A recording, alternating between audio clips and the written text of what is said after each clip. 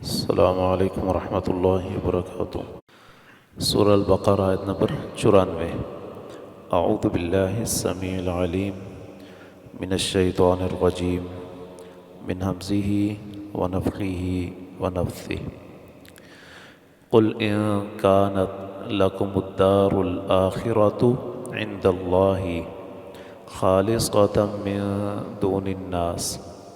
قل کہہ دے، ان کانت اگر ہے، لکم تمہارے لیے، الدار الآخرۃ آخرت کا گھر، عند اللہ اللہ کے ہاں، خالصۃ خاص تمہارے لیے، من دون الناس باقی لوگوں کو چھوڑ کر، فتمنوا الموت تو تمنا کرو موت کی، ان کنتم صادقین اگر ہو تم سچے۔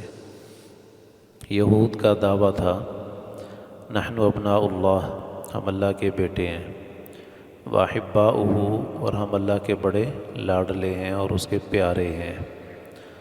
اور ان کا یہ بھی دعویٰ ہم پیچھے پڑ آئے ہیں کہ ہم نے جہنم میں جانا ہی نہیں ہے، گئے بھی تو چند دن کے لیے۔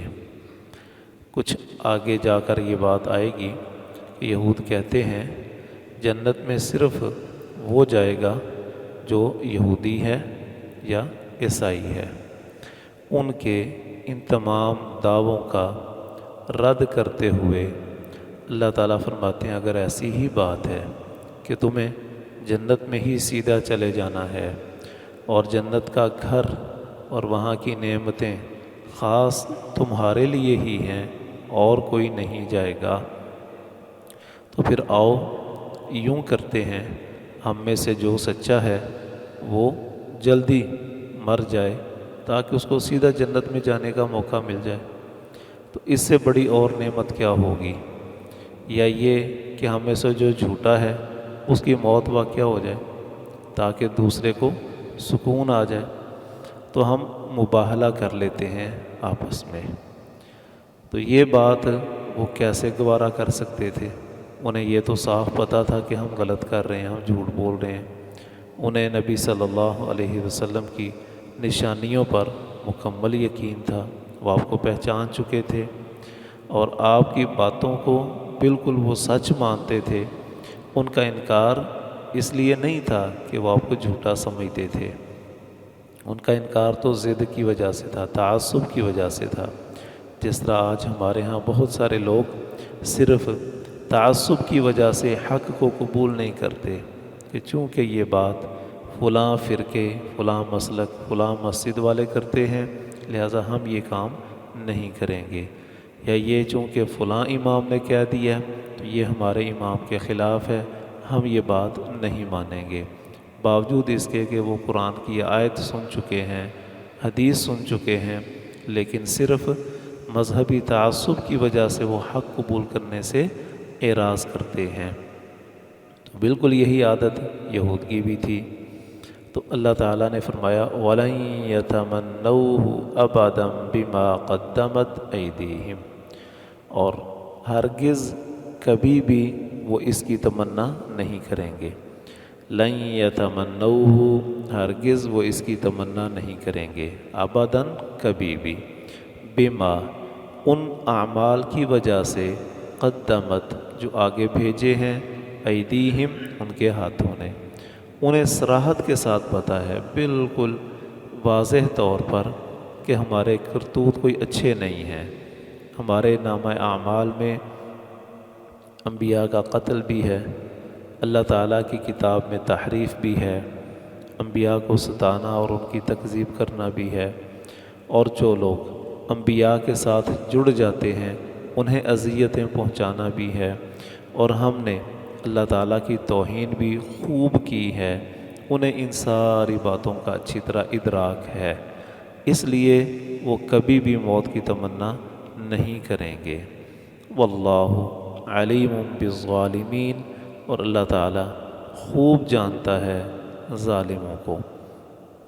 وَلَتَجِدَنَّهُمْ، اور ضرور بھی ضرور تو پائے گا انہیں، احرص الناس، لوگوں میں سب سے زیادہ حریص، اعلی حیات، کسی بھی طرح کی زندگی پر، وہ چاہتے ہیں زندہ رہیں ہم بس، بھلے اس کے لیے ہمیں کیا ہی قیمت ادا کرنا پڑے، عزت نہیں بنتی نہ بنے، آسائشیں نہیں ملتی نہ ملیں، ذلیل ہو کر رہنا پڑے، کسی کی ماتحتی میں رہنا پڑے، وہ قبول ہے، لیکن موت کی تمنا نہیں کرنی، زندگی ہمیں چاہیے۔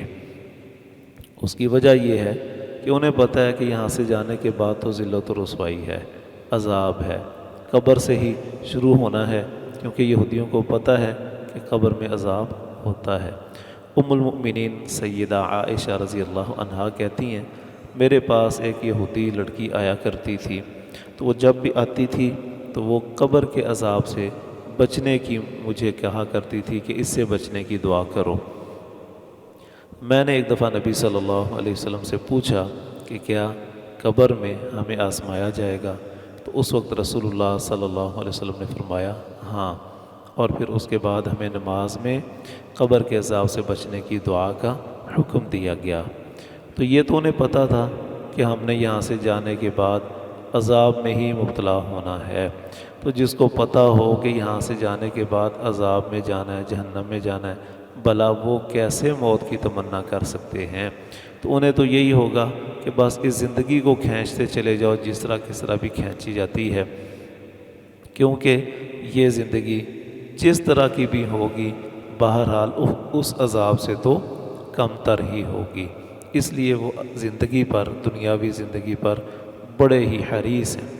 وَمِنَ الَّذِينَ أَشْرَكُوا، اور ان لوگوں سے بھی زیادہ یہ حریص ہیں زندگی پر جنہوں نے شرک کیا ہے، اس لیے کہ مشرک آدمی کا عقیدہ یہ ہے کہ موت کے بعد دوبارہ زندگی نہیں ہے، تو اس کو یہ ہے کہ یہ زندگی بس یہی کچھ ہے، تو یہاں جتنا زندہ رہنا ہے رہ لو۔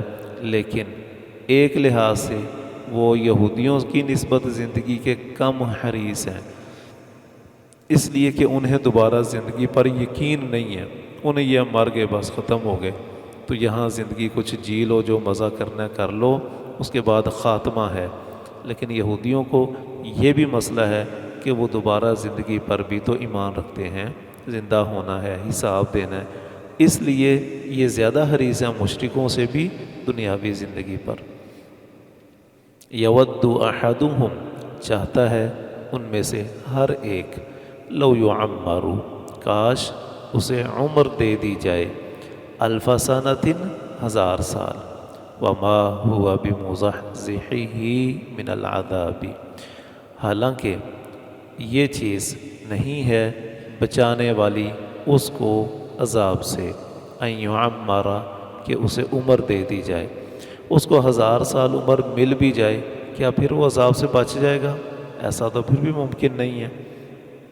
واللہ، اور اللہ تعالیٰ، بصیر، پوری طرح دیکھنے والا ہے، بما یعملون، جو وہ کرتے ہیں۔ اللہ تعالیٰ سمجھنے کی، عمل کرنے کی توفیق عطا فرمائے۔